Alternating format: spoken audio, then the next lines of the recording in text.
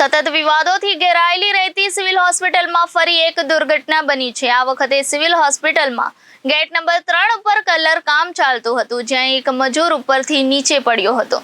નીચે પટકાયેલા 27 વર્ષના વિશાલને ભારે ઈજા પહોંચી હતી। સિવિલ હોસ્પિટલમાં કલર કામ કરતો શ્રમિક ઉપરથી નીચે પટકાતા કસણતી હાલતમાં સારવાર માટે ખસેડાયો હતો। સતત વિવાદોથી ઘેરાયેલી રહેતી સિવિલ હોસ્પિટલ ફરી એક દુર્ઘટના બની છે।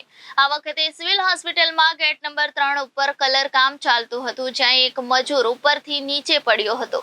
નીચે પટકાયેલા 27 વર્ષના વિશાલને ભારે ઈજા પહોંચી હતી। વટારના રહેવાસી વિશાલને સારવાર માટે સિવિલ હોસ્પિટલમાં જ સારવાર માટે ખસેડાયો હતો। ત્યારે સવાલ ઊભા એ થયા હતા કે શું કલર કામ દરમિયાન કોઈ સેફટી રાખવામાં આવી હતી કે કેમ?